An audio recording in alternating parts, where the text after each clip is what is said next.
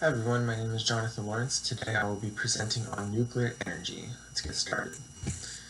First up, we have the history. So in 1932, physicist Ernest Rutherford discovered that when two molecules or atoms interact in a certain way, that energy is produced and distributed into the surrounding environment. Following his discovery, a lot of other scientists started to band together and work to discover if maybe an energy source could somehow be created from this. This led up to 1942. World War II was already in full swing, but the Manhattan Project was being conducted in the United States, which was the Allied effort to ultimately create an atomic bomb, which they later used on Japan. But the Chicago Pile 1 was the first man-made nuclear reactor, and it achieved self-sustainment on December 2nd, 1942. This leads up to the 1950s through the 1970s, where there was a lot of fine-tuning of what was discovered during the Manhattan Project, so it led to a lot of commercial development. Eventually, this got to the point in 1980 where the global nuclear power rate was around 100 gigawatts, and within 10 years it skyrocketed from 100 all the way up to 300. But at this point, a lot of countries, because of the risks, which I'll talk about later, but a lot of the risks started to outweigh the benefits, so it stabilized around 300 gigawatts. So next up we have the process, and the process is obviously a lot more complicated than this diagram shows, but this is the basic outline. So we start in the turbine, where there's the yellow kind of triangle rectangle shape. Water flows in through the blue pipe into the steam generator, and then flows into the orange pipe around to where the control rods are in the nuclear reactor. Once the water goes into that vent, it heats up and continues through the process into the steam generator again. This flows through the steam line and back into the turbine, which the steam is then used to power the turbine, and ultimately, as you can see, it generates electricity. Water that's not used the steam that's not used is then transported back into water via the cooling condenser, which is circulated in and out, obviously. Then the process starts all over again. So given the process, some of the advantages are listed here. First, nuclear energy is environmentally friendly. This means that it produces exactly zero emissions. That also means that there are no greenhouse gases and ultimately no contribution to climate change. So this is kind of the main reason why people prefer nuclear energy. A lot of its proponents argue that sustainability should be the first and foremost advantage, and that's what should be pursued because of it. Second, we have the opportunity to be competitive, and I want to emphasize the word opportunity. I say that because there is a huge upfront cost, fixed cost to create and build a nuclear power plant in its entirety. But given that the fuel and operational costs are extremely low, much lower than gas or oil or any other option. Third up, we have safety. And a lot of people, the first thing that comes to their mind when they think of nuclear power is an accident like Fukushima or an accident like Chernobyl. But in all honesty, nuclear power is actually relatively safe. Since 2000, only 2 accidents ranked above an INS score of 4 have been recorded. And basically the INES is just a way of ranking nuclear accidents.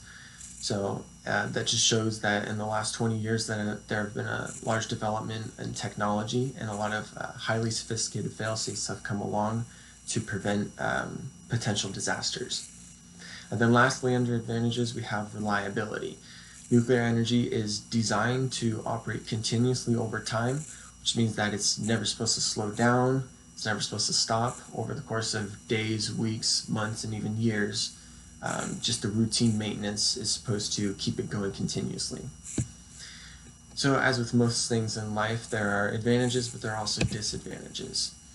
And the most obvious one that people who are against nuclear energy will cite is the inherent danger. If you're young like me, you probably only remember Fukushima, but people who may be a bit older will remember 3 Mile Island, or the biggest one in history, Chernobyl. And in addition to these, just the inherent risk of nuclear energy is the potential threat now of terrorist attacks and targeting the nuclear power plants, just because of their destructive capacity and how you attack one spot and now everyone else surrounding it is at risk. Second, beyond inherent danger, is the disposal of nuclear waste. This presents a huge disadvantage beyond just the danger. The transuranic elements of uranium have a half-life of 240,000 years, which means that it's not just current generations dealing with the problem, it's also future generations. And as it stands today, most companies bury the waste in underground concrete facilities. But since obviously it hasn't been that long since we've started, it's hard to tell if that will pan out to be a good decision or not. And then lastly, under disadvantages, we have mining. Uranium is a natural non-renewable resource, and even though it is fairly abundant in the Midwest and even in Canada, it still presents a problem because, as you can see from the picture, the excavation sites required are huge. And this obviously has a number of negative effects on the environment as well as people. Miners are known to have increased risk of lung cancer and other diseases such as that. And like I said, with the environment, animal migration patterns are greatly affected by something of that magnitude. So given the advantages and disadvantages, we're going to go into the economic and legal factors. So the biggest question that remains for citizens who support or don't support nuclear energy is who should pay for it. As it stands today, the Price-Anderson Act was established in 1957, and what it basically says is that the government will underwrite up to 90% of the liability. And this was, it started because the government was wanting to seek cleaner energy sources. And because private insurance companies were deciding that it was way too risky for them to undertake these nuclear power plants, who were still getting their feet under them and still obviously very risky investments, the government decided to step in and say that we want to support this. And so they decided to start with 90% liability. And that number has ultimately decreased over the years as private insurance has stepped in and decided that it's not as risky anymore and the fail-safes are in place. So that number, like I said, is decreasing. But it still leaves the problem of who should pay for it, because at this rate the government is still the main contributor to these plants. That led to a court case known as the Coalition for Competitive Energy versus Zibelman. This court case was in New York, where four coal power plants decided to sue the state because the state decided to give for their emissions credits to a nuclear power plant as opposed to the coal power plant. Even though the coal was extremely more cost effective, it was much cheaper to produce than the nuclear power. So again, that just raises the question, who should pay for it? Because should the government be supporting a more expensive, albeit greener source, as opposed to a cheaper, albeit much less green source? With the economic and legal factors in place, let's look at some of the future research that I thought would be good to include in maybe future paper topics. So first we have cost analysis. When I was going through a lot of the statistics, there were a lot of contradictory stats, and it was very hard to tell where nuclear energy ranked along the scale.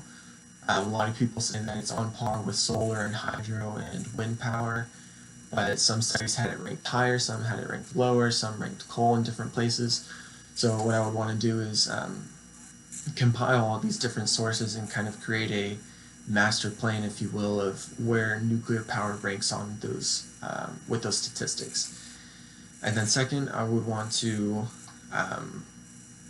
just look into the future technology that's coming to nuclear energy.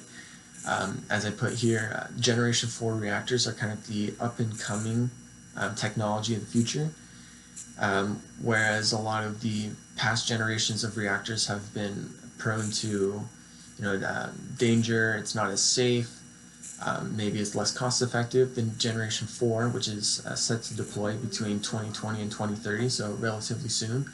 They're designed to be highly economical. They're supposed to have enhanced safety effects. and produce minimal waste, as well as be proliferation resistant, meaning they can't be turned into nuclear devices once they're created. So that's about it. Thank you for listening, and have a great day.